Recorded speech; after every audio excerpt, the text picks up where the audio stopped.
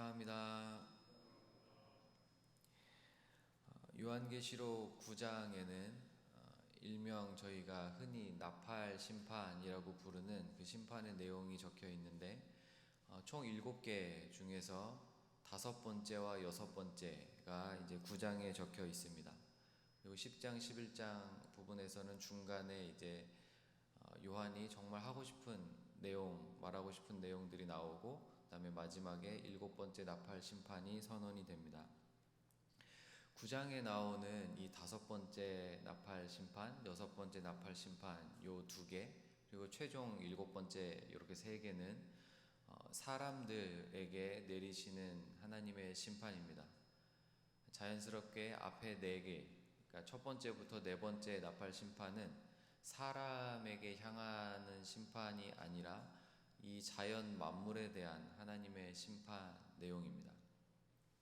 그래서 본격적으로 정말 사람들에게 내려지는 심판은 이 9장에서부터 시작이 되는데, 우선 한 가지 특이할 점은 9장 4절에 보시면 이 심판, 나머지 뒤에 시작되는 이 3번의 나팔 심판들이 오직 이마에 하나님의 인침을 받지 아니한 사람들만 해하더라 하는 걸 보니까, 요 나팔 심판의 후반부, 특히 요 9장에 나오는 두 개의 심판, 5번째, 6번째 나팔 심판은 하나님의 인침을 받지 못한 자들, 그러니까 불신자들, 이 요한계시록의 표현을 빌린다면 하나님의 인침을 받지 않고 사탄의 인침을 받은 자들, 그러니까 불신자들을 향한 하나님의 심판이다 라는 것을 알 수 있습니다.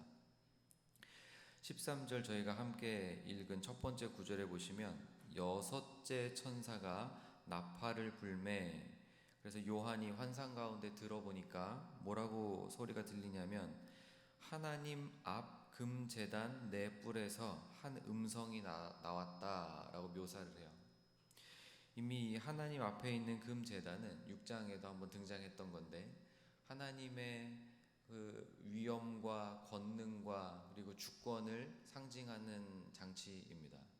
근데 처음에는 안 나왔는데 여기 13절에는 금제단에 네 뿔이라는 단어가 추가가 돼요. 고대의 뿔은 언제나 권능, 영광, 힘 이런 것들을 상징했습니다.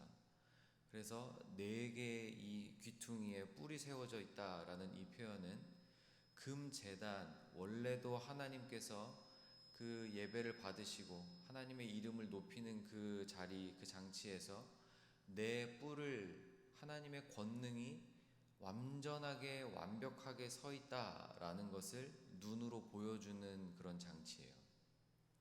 거기서부터 그 지엄하고 위엄이 있는 그곳에서 하나님의 그 소리가 들려 나오는데, 14절에 나팔 가진 6째 천사에게 말하기를, 그 하나님의 금제단의 네 뿔에서부터 소리가 막 우렁차게 나오는데, 이 나팔을 든 6번째 천사에게 뭐라고 하시냐면 큰 강 유브라데에 결박해 놨던 네 천사를 풀어버려라, 놓아주라 라고 이야기를 합니다. 이 천사에 대한 해석은 참 많지만 결론적으로는 하나님께서 결박해 두었던 악한 영들이라고 보시면 될 것 같습니다. 하나님께서 미리 가두어 두셨던, 결박해 두셨던 이 악한 천사들을 풀어버리시는데, 이들을 통해서 그 뒤에 이제 계속해서 보여주는 어마어마한 마병들, 말을 탄 강인한 병사들의 상징이었던 이 마병들이 2만 만이라고 표현되어 있거든요. 그러니까 2만 곱하기 만입니다. 2억에 가까운 마병의 숫자가 지금 이 땅에 6번째 나팔 소리와 함께 심판으로 임하겠다는 거예요. 그러니까 고대 그 어떤 나라도, 현대도 마찬가지고 2억 명의 마병을 가진 군대는 없습니다. 이게 어떤 상징이냐면 하나님께서 지금 심판을 시작하시는데 그 심판이 얼마나 크고 정말 두렵고 떨리는 심판인지를 이 요한이 환상 가운데서 이걸 눈으로 보게 해주시는 거예요. 하나님께서 불신자들에게 주시는 이 심판이 정말 얼마나 크고 두려운지를 시각으로 알려주는 것입니다. 네. 17절 보시면 이 같은 환상 가운데 라고 아예 환상이라는 것들 계속 강조해줘요.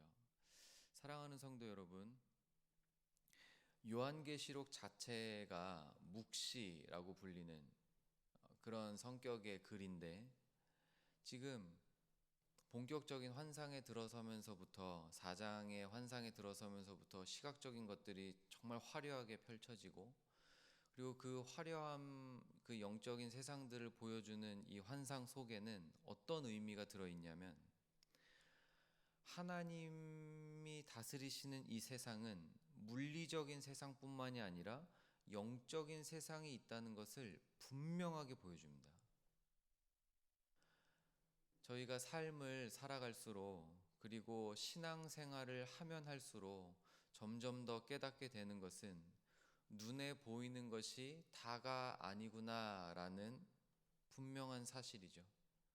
저희는 분명히 이 물리적인 육신을 가지고 있고 이 몸을 사용해서 살아가고 삶을 영위하지만, 그 이면에는 정말 하나님께서 한치도 놓치지 않고 계시는 그 영적인 세상의 통치가 하나님의 주권 안에서 이루어지고 있다는 것을 보여줍니다. 그리고 그 영역은 어디까지 포함되어 있냐면 이 심판에까지 확실하게 부여되어 있는 거예요. 그러니까 결박되어 있는 천사, 악한 천사들을 푸시는 것도 하나님이시고, 그들에게 이만만이라는 이 마병을 허락하신 것도 하나님이시고, 그들이 풀려 나오면서 그 말들의 입에서는 불과 유황 이런 것들이 막 쏟아져 나와서 사람들을 해하고 실제로 죽이고, 그리고 그 꼬리에는 머리 같은 것이 또 달려 있어서 꼬리로 사람들을 괴롭게 하고 해하는 이 영적인 전투들이 정말 리얼하게 사실적으로 펼쳐지는 것을 이 환상을 통해서 요한이 보고 있는 것입니다. 그리고 이 요한이 보고 들은 이 내용을 우리에게 기록해 주고 지금 이 순간 저희들의 손에 또 귀에 들려진다는 것은 하나님께서 이것을 원하시는 거예요.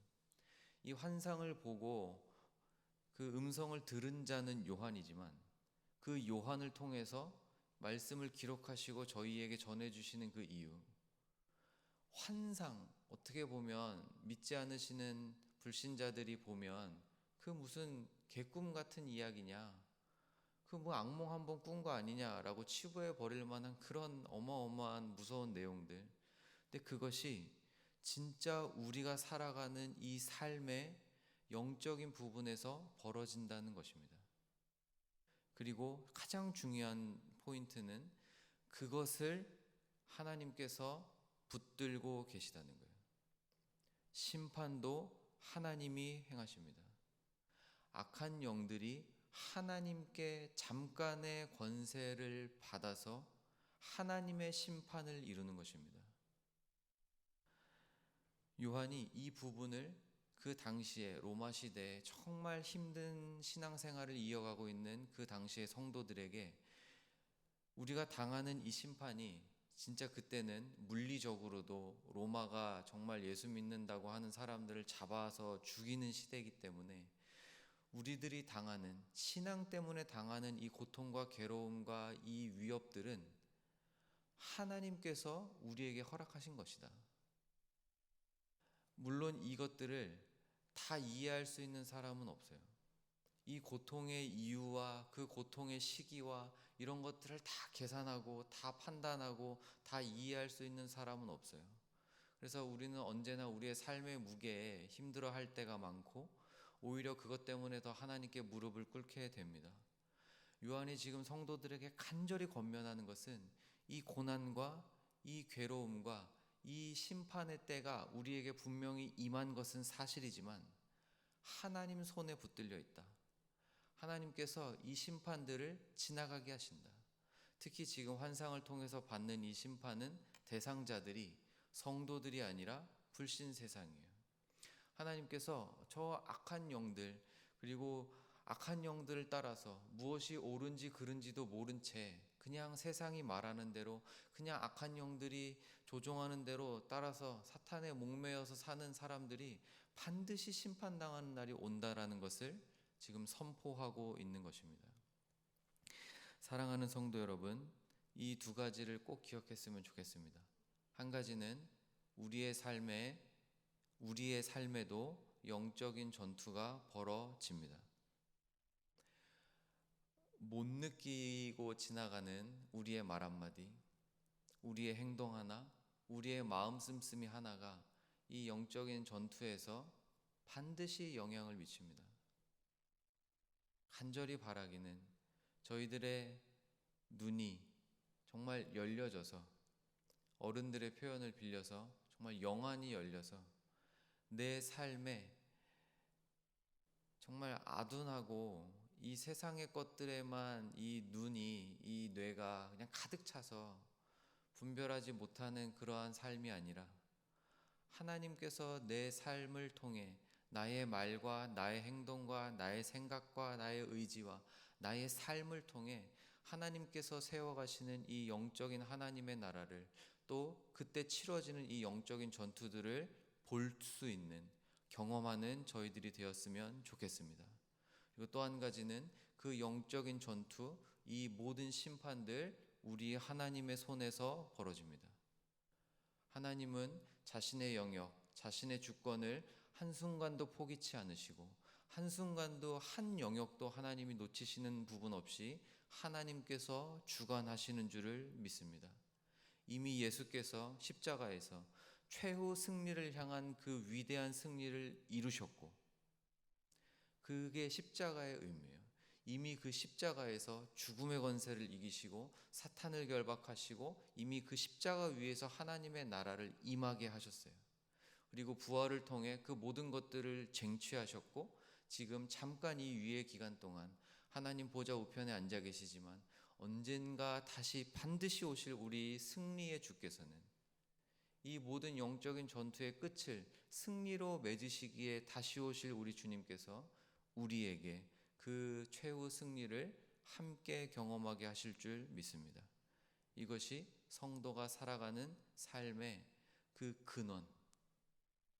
이 세상이 뭐라고 하든, 이 세상이 어떻게 불어닥치든 정말 없으면 좋겠지만 피할 수 없는 이 삶의 무게와 심판들이 우리에게도 임할 때가 있지만, 그 가운데서도 저희들이 정말 단단하게 견디고 버티고 그리고 승리할 수 있는 그 삶의 원동력, 우리 예수께서 승리하셨다.